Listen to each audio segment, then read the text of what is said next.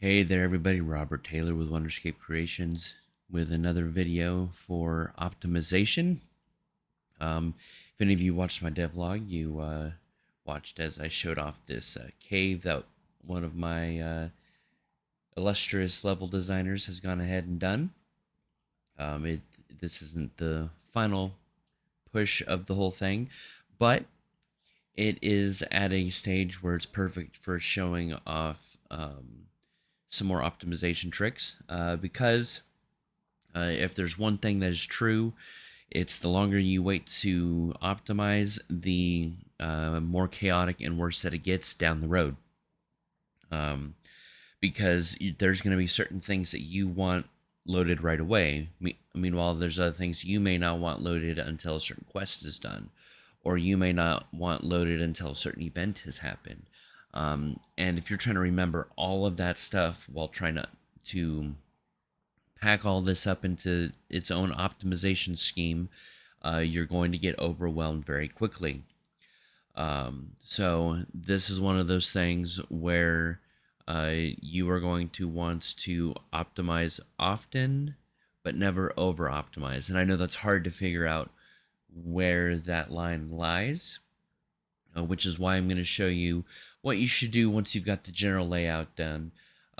Technically, I could have done started this before he got to this point, because honestly, the only part of this cave that I need loaded is the entrance and this room.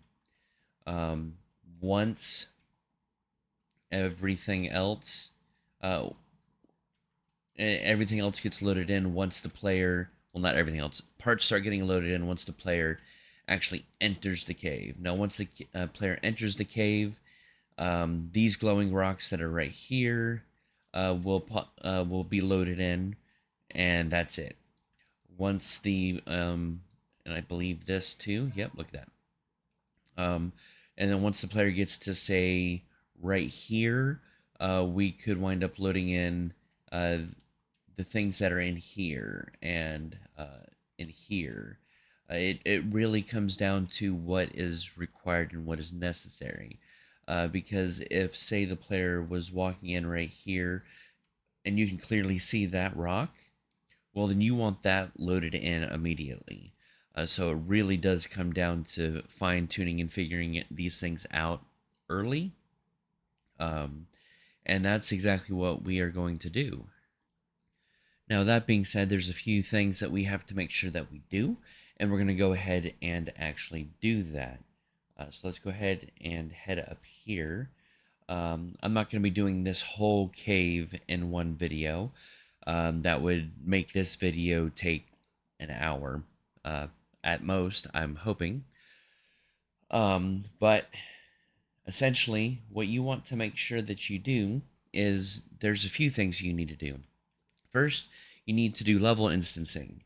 And well, you don't have to do level instancing, but I like to have that because then anything where there's a duplicate static mesh that's being utilized, it creates instances of them. So you're only loading in one instead of loading in four.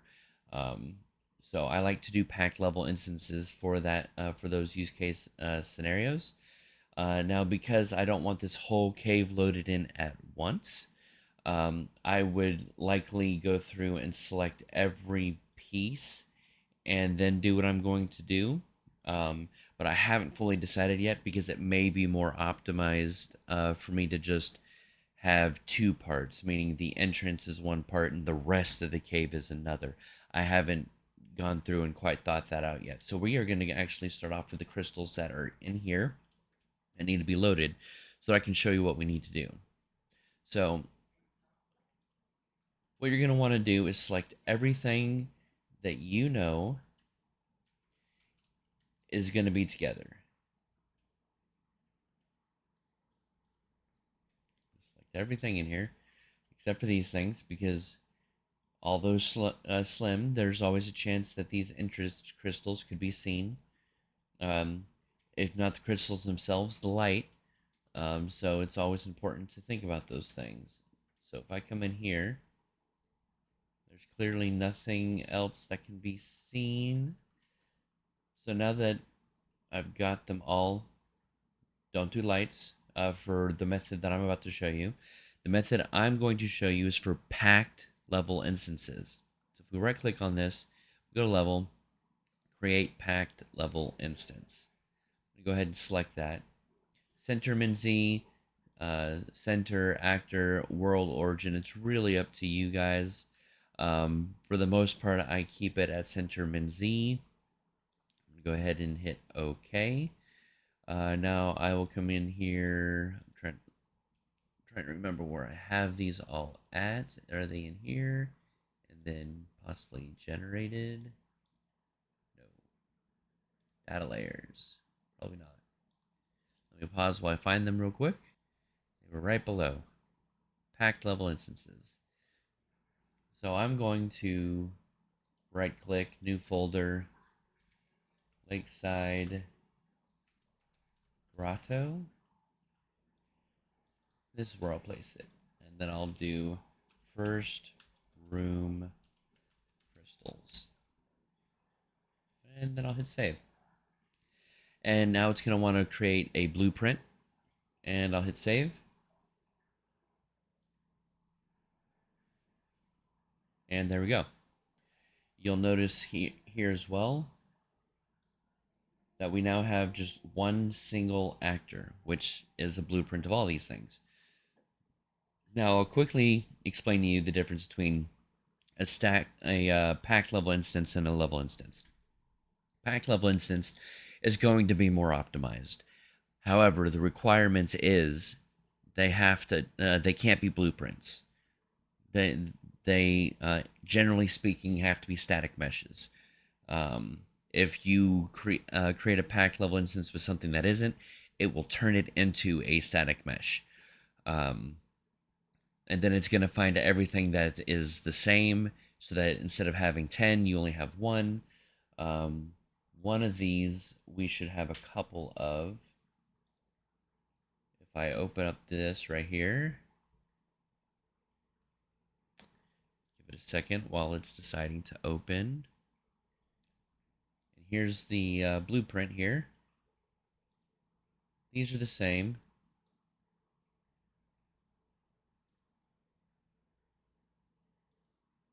But they're not identical. I didn't know that. And that's fine. He changed the material on them, so they didn't stack up with each other. Again, perfectly okay. But this is essentially what you'll see. And this is one of the optimization methods that you can utilize to get things a bit more optimized. Now, obviously, this works even better when you have a whole bunch of the exact same static mesh with the exact same materials. But in this instance, all it's doing to optimize is turning, I don't know, 1, 2, 3, 4, 5, 6, 7 actors into one actor. And will thereby make it easier when we, in the next episode, create our first data layer, being able to load this in future episodes. Thank you guys so much for watching, and I will see you in the next episode.